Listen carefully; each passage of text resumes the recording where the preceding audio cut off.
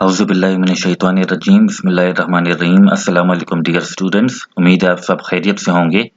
अच्छा, एक डेफिनेशन पहले हम रिकॉल करते हैं कि a subgroup H of a G is normal in G if and only if GH is equal to HG for all G belongs to G। मतलब ये हुआ कि एक ग्रुप G का जो सब ग्रुप है हमारे पास वो उस ग्रुप G में नॉर्मल होगा अगर उस ग्रुप G के तमाम एलिमेंट्स उस सब ग्रुप H के साथ क्या करें, कम्यूट करें।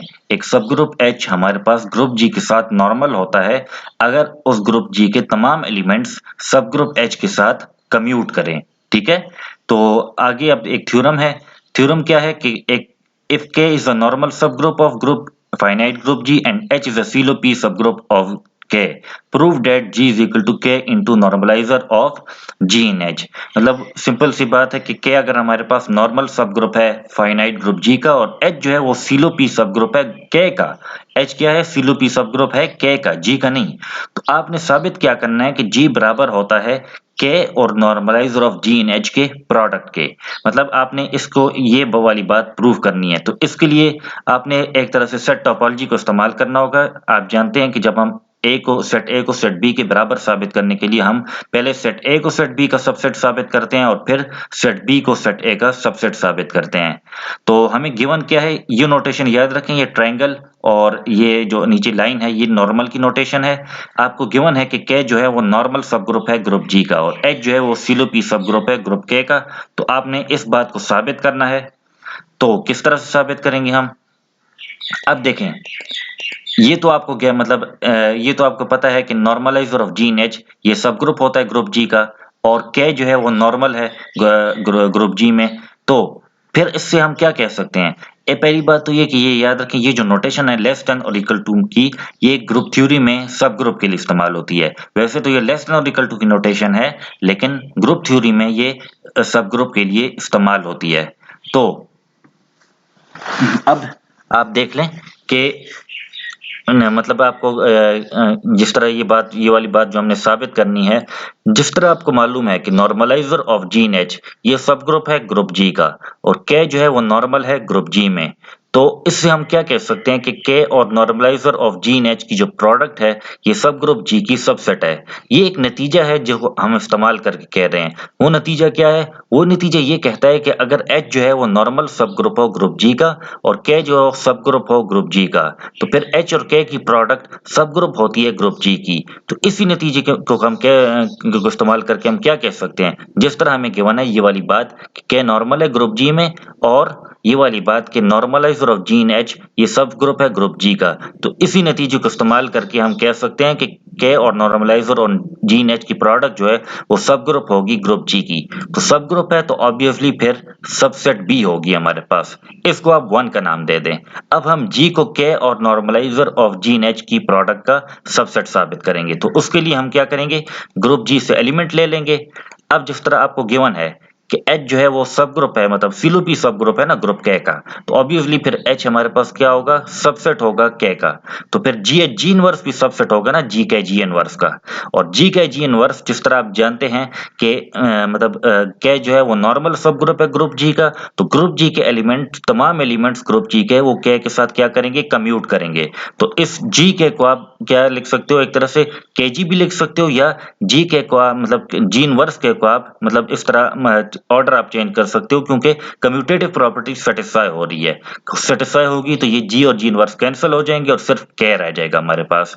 तो इसको आप फिर क्या लिख सकते हो, K के बराबर लिख सकते हो। ठीक है, अब ये बात आपको गिवन है, मतलब आई होप आपको ये समझ में आया होगा।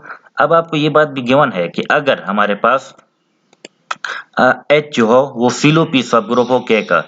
पहली बात तो इसको दोबारा से अगर आपको कंफ्यूजन हो रही हो तो H अगर सबसेट है K का तो ऑब्वियसली मतलब H CLOP सब ग्रुप है ना K का, तो फिर H सबसेट होगा K का, तो G इनवर्स भी सबसेट होगा G इनवर्स का।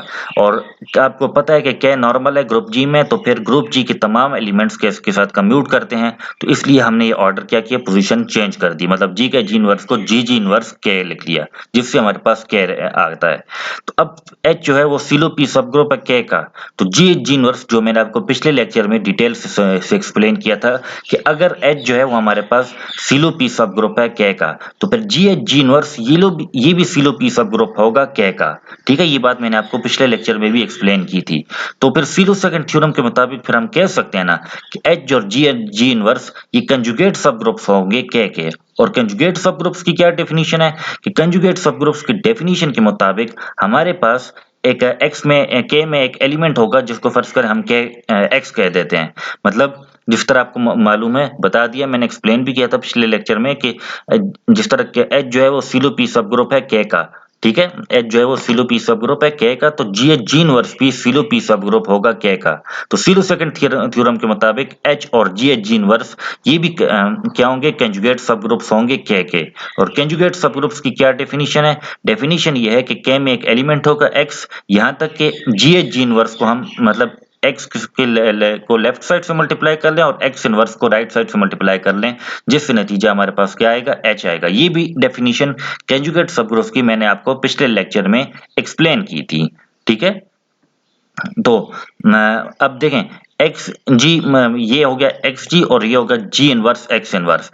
फिर आपको ये मालूम होगा कि अगर आपके पास इस तरह हो ना कि जी इनवर्स हो फिर एक्स इनवर्स हो, तो इसको आप एक्स जी पावर होल इनवर्स में लिख सकते हो।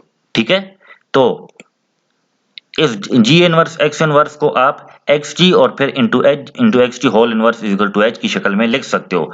मतलब क्या हुआ इस बात का, अगर आप एक्स जी इनवर्स को दूसरी तरफ शिफ्ट कर दो तो एक्स जी इंटू एच बराबर आएगा एच इंटू एक्स जी के। इसका मतलब क्या हुआ कि एक्स जी जो है वो फिर normalizer of G in H में मौजूद है, क्योंकि normalizer of G in H में कौन कौन से एलिमेंट्स होते हैं, वो तमाम एलिमेंट्स होते हैं जो सब ग्रुप एच के साथ कम्यूट करते हैं। तो चूंकि एक्स जी जो है वो सब ग्रुप एच के साथ कम्यूट कर रहा है, तो इसका मतलब ये हुआ कि एक्स जी जो है वो normalizer of G in H में मौजूद है हमारे पास। ठीक हो गया। अब जिस तरह एक्स जी जो है normalizer of G in H में मौजूद है, इससे हम क्या कह सकते हैं कि जी मौजूद है फिर हमारे पास x inverse N G H में। अब देखें अगर आप इस तरह से बोलते हैं कि एक्स इनवर्स को हमने बोथ साइड पर मल्टीप्लाई किया लेफ्ट से, तो इस तरह कहना ठीक नहीं होगा। देखें इसको हम ऐसे बोलेंगे कि देखें एक्स जी है ना, मतलब हमारे पास एक्स जी है, एक्स और जी की प्रोडक्ट है ना हमारे पास। जब एक्स और जी की हमारे पास प्रोडक्ट है तो इससे कोई ना कोई तो नतीजा आएगा ना हमारे पास। फर्ज करें वो नतीजा क्या है, एन के बराबर है। तो क्या इस X G equal to N को हम ऐसे नहीं लिख सकते कि हम एक्स इनवर्स को बोथ साइड पर मल्टीप्लाई कर लें? मतलब हम एक्स इनवर्स को बोथ साइड पर मल्टीप्लाई करेंगे तो हम इस तरह ऐसे लिख सकते हैं ना, G is equal to x power minus one into N. मतलब एक्स जी की प्रोडक्ट से कुछ तो आएगा ना, यहाँ पर हमारे पास एक्स और जी की क्या है, प्रोडक्ट है ना हमारे पास, एक्स और जी की प्रोडक्ट है। यहाँ पर हमारे पास एक्स और जी की प्रोडक्ट है। ठीक है, एक्स और जी की प्रोडक्ट है जो कि एन के बराबर है। ठीक हो गया। तो एक्स जी की प्रोडक्ट अगर एन के बराबर है तो फिर जी किसके बराबर होगा, एक्स इनवर्स इंटू एन के बराबर होगा ना। एक्स इनवर्स को बोथ साइड्स पर अगर हम मल्टीप्लाई कर लें लेफ्ट साइड से, ठीक है, तो जब हम मल्टीप्लाई कर लें तो फिर हम यहाँ पर एक तरह से इस तरह बोल सकते हैं, मतलब g is equal to X inverse N. तो इस तरह फिर हम बोल सकते हैं कि yes g belongs to X inverse into N G H, because N जो है एक्चुअली उसका एलिमेंट है ना, normalizer of G in H का। एन असल में normalizer of G in H का एलिमेंट है, क्योंकि एक्स जी मौजूद है normalizer of G in H में। ठीक है, तो फिर उससे क्या आएगा, एक्स जी के प्रोडक्ट से normalizer of G in H का एलिमेंट आएगा ना। ठीक है ना, तो G बराबर, इसको हम कह सकते हैं कि G बिलोंग्स टू, मतलब G slash N belongs to X inverse अपनी जगह पर। ठीक है, ये आई थिंक बाहर निकल गया, इसको मैं इनसाइड ले आता हूँ। ठीक है,